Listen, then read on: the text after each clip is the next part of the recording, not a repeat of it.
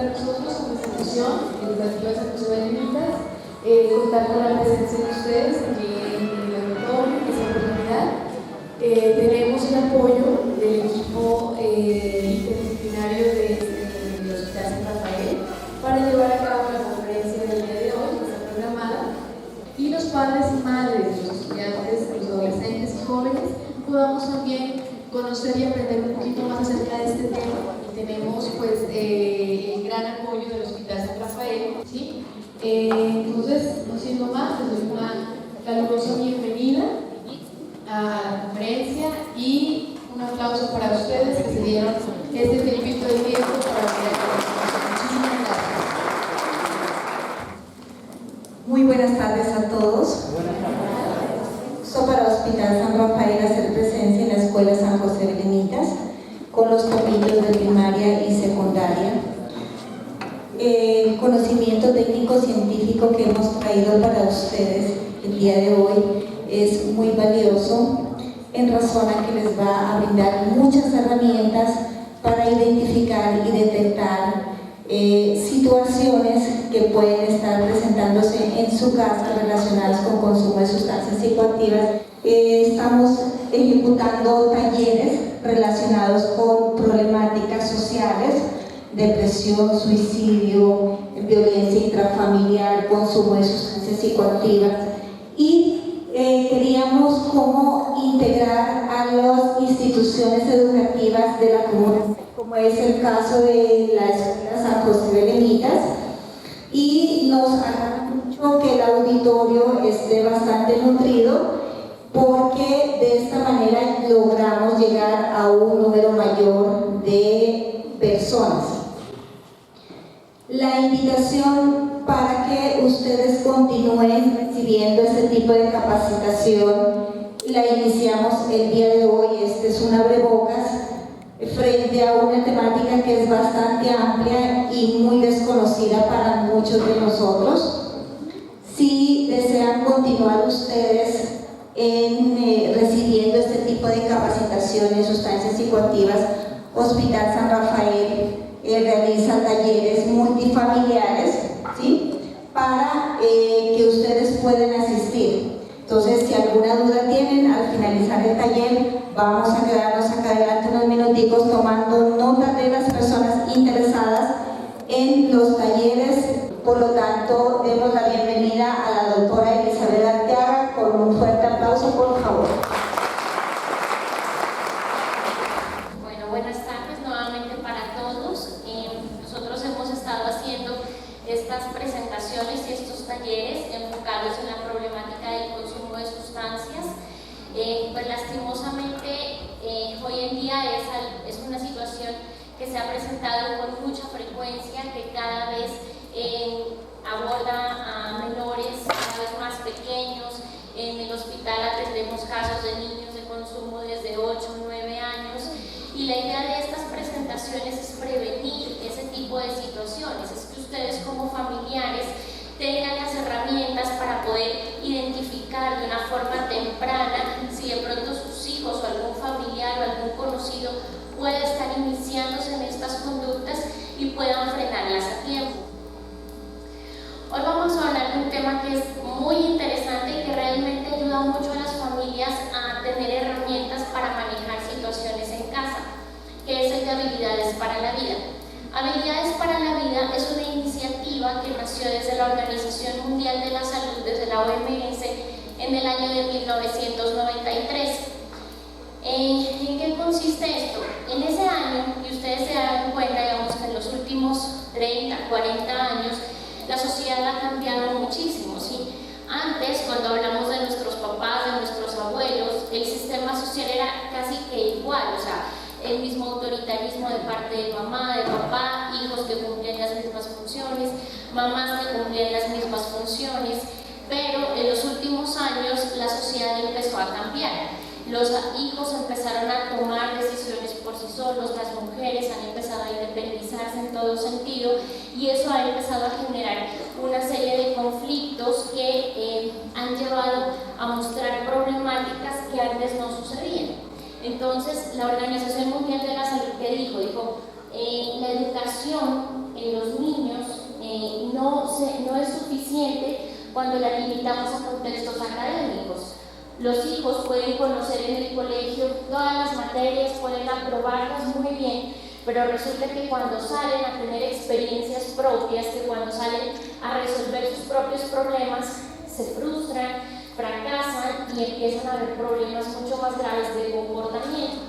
Entonces, la Organización Mundial de la Salud determinó que no es suficiente con educar a los hijos en temas académicos, sino que se debe educar a los hijos en temas para la vida, precisamente para afrontar las situaciones de la vida y evitar que en algún momento aparezcan problemáticas tan graves como las del consumo.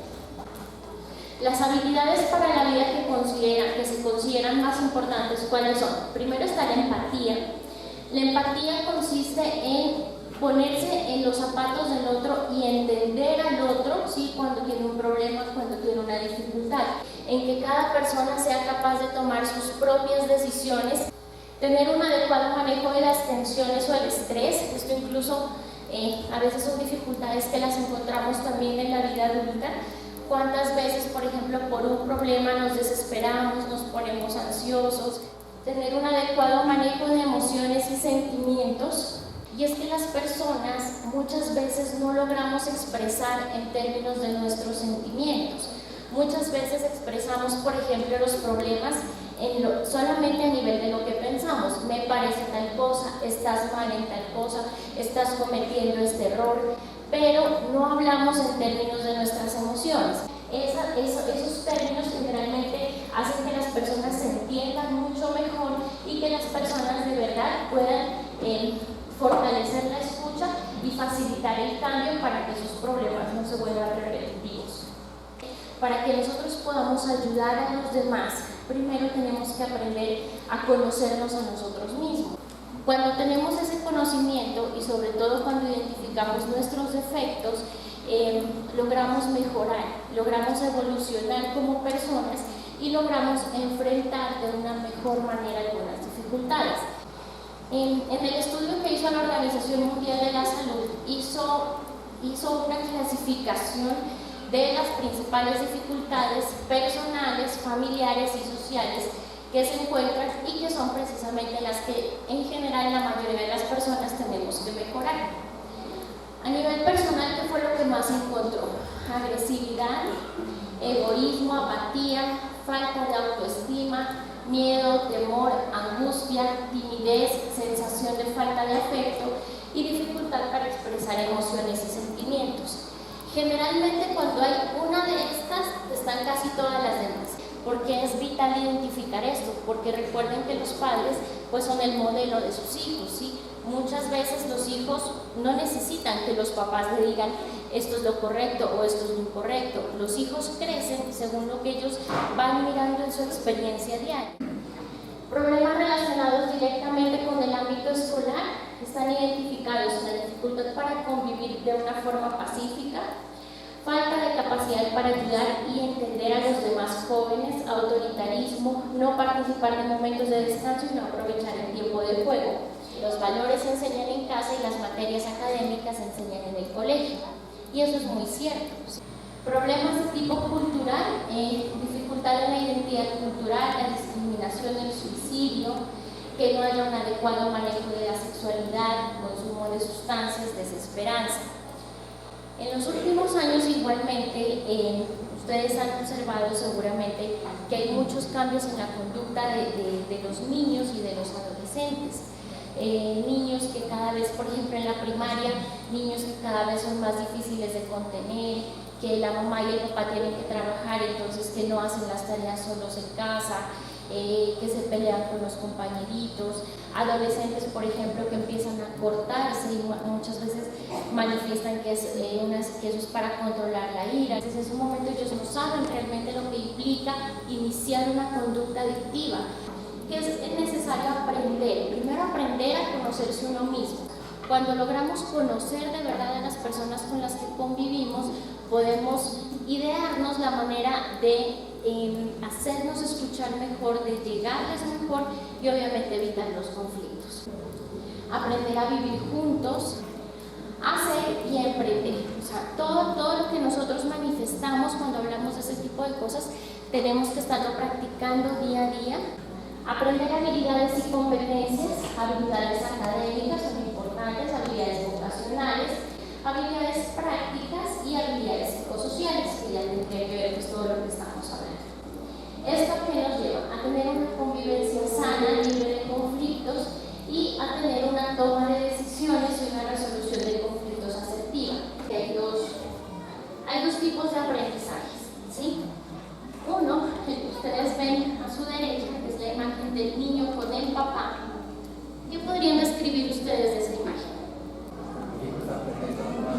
El hijo está aprendiendo del padre, su hijo va a crecer así. Y cuando llegue a la adolescencia, probablemente con esos mismos valores va a tomar unas buenas decisiones. Sin embargo, hay otro tipo de aprendizaje, que es el que expone a niños y adolescentes al consumo de sustancias. En estos días leía un libro de un paciente que consumía sustancias y afortunadamente ya se rehabilitó, y él comenta en ese libro precisamente cómo desde el colegio, desde una primera pelea con sus compañeros, desde que se asustó porque sacó mala nota en un examen y se fue de la casa, él empezó a darse cuenta que en la calle, como no lo regañaban, no lo gritaban, no lo asustaban, él encontraba cosas pues agradables. Entonces lo que tenemos que hacer, por eso es importante identificar estas cosas a tiempo. Hay otros factores que se consideran que ya están identificados como factores de riesgo que tienen que ver con el consumo. Uno, están los factores biológicos y genéticos.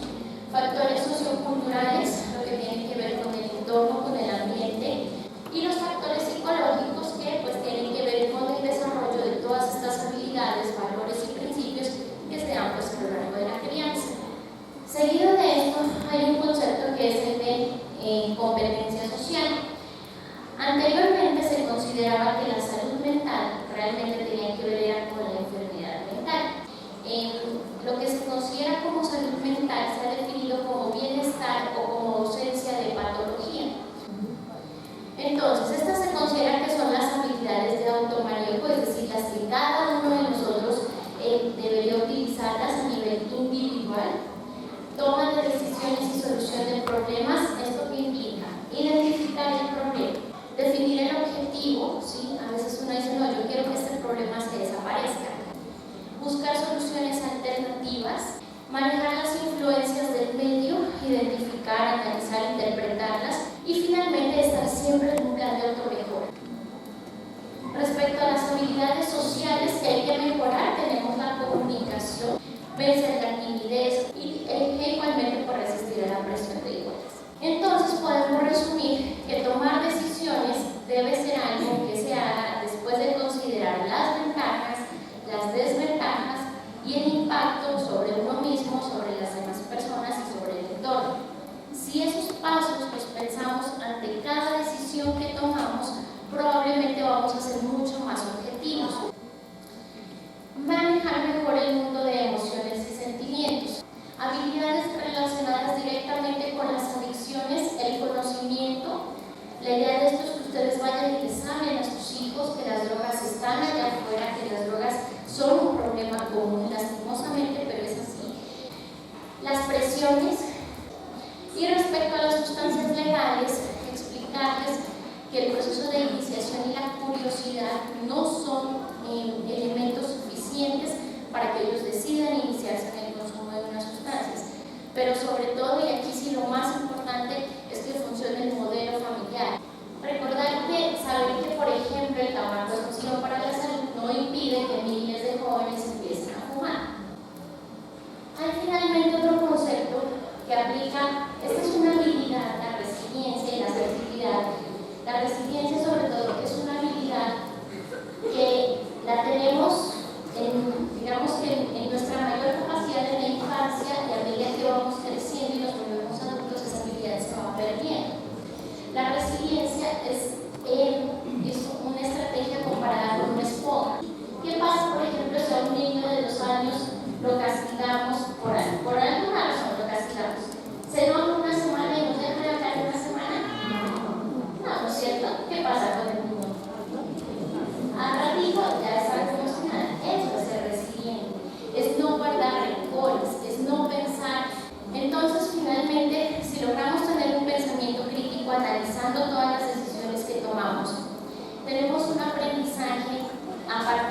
fortalecimiento de la competencia psicosocial, es decir, con todas las experiencias que nos van pasando, vamos aprendiendo lo positivo que nos enseñan. Y ya por último, recordar las características importantes para comunicarse, hablar poco y escuchar mucho. ¿Qué se debe evitar al comunicarse? Evitar reforzar a los que más hablan como los que más saben, incluyendo la participación de los demás. Se debe evitar actuar como en la educación clásica, alguien que haga, define y concluye. Dejarse llevar por el afán, el inmediatismo y presionar al otro, explicar todo y evitar la posibilidad de que otras personas que no tienen que ver en el problema expresen, digan, opinen. Y se debe evitar seleccionar lo que parece pertinente para el otro, haciendo que prime su visión y decisión y no la de los demás. Entonces, las últimas características personales deseables para todos: tener un buen sentido del humor, ser creativos, ser flexibles con la opinión de los demás, tener buena capacidad de autocrítica y tolerancia a los demás y tener la capacidad de trabajar en grupo. Muchas gracias. Pues la idea de esto es que estas cosas las identifiquen, las apliquen de verdad. Doctora, con mucho respeto, para mí estuvo muy bien la conferencia. Para la responsabilidad de los padres de familia creo que es un 80% y el 20% del establecimiento. Gracias. Sí, realmente digamos, la formación en valores implica de una manera muy importante la responsabilidad de muchos más, ¿no? Lo que pasa es que son cosas que se van estructurando en el camino. A veces, digamos, uno trata como de dar las luces más grandes de como de las bases, pero de ahí en adelante lo que se va forjando en el camino ya implica como el desarrollo de todo ese tipo de valores y que todos sean responsables. Me han dicho a mí que la ansiedad tiene su raíz cuando ellos tienen, por ejemplo, en el caso de mi hijo, ¿no? Tiene atención dispersa. ¿Cómo yo podría ayudar a mi hijo en ese sentido? Porque él sí tiene esta situación de ansiedad. ¿Y qué puesto ocupa la parte espiritual? Si su hijo está ansioso, usted debe mostrarse obviamente muy tranquila, muy firme, abrazarlo y contenerlo y decirle que esa ansiedad se va a pasar. Ninguna emoción es eterna, ninguna emoción dura toda la vida. Todas las emociones tienen un ciclo, ¿sí? Entonces usted le dice, ven, hablemos de esa ansiedad. ¿Cuánto tiempo te dura? ¿En qué momentos te aparece más? ¿Cuándo te asustas de pronto no crees que es más intensa? Pero lo importante es identificar cuál es el estímulo para generar un plan de prevención para cuando la ansiedad vaya a aparecer. Y respecto a la otra parte, la parte espiritual, eso es algo que también es muy individual. O sea, hoy en día hay muchas creencias religiosas. El refuerzo espiritual es muy importante en muchos pacientes, incluso hay muchas personas que se han rehabilitado del consumo solamente a partir de un apoyo espiritual, y eso ya depende, digamos, de la interpretación y del deseo realmente que cada persona tenga en esa área. Y nosotros, incluso pues Hospital San Rafael hace parte de una orden religiosa y también se maneja, digamos, un ámbito espiritual. De hecho, los pacientes tienen acompañamiento de pastoral, acompañamiento del padre todas las semanas, y eso es algo que ayuda mucho en parte a descargar emociones y en parte a generar la fe y la esperanza de que las cosas van a estar bien. Mi pregunta es cómo debemos tratar a nuestros hijos si en dado un caso tiene un familiar que inhala sustancias, o digamos, cómo debemos educar o cómo debemos relacionar a nuestro hijo, o que no, que se aleje, o cómo debemos tratar. Con 10 años pues ya el niño tiene mucha capacidad para analizar y darse cuenta de muchas cosas. Distanciarlo, o digamos decirle no vayas, no estés con tal persona, no sé, no estés con tu tío, ¿sí? Eso resulta siendo algo discriminatorio dentro del mismo núcleo familiar.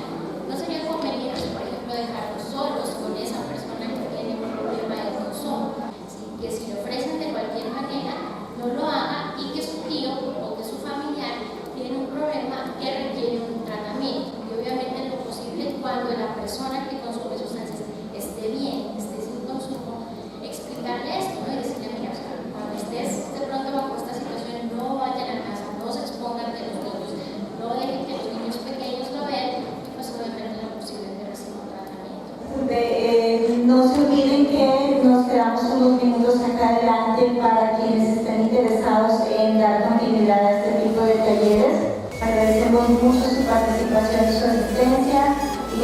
muy buena tarde.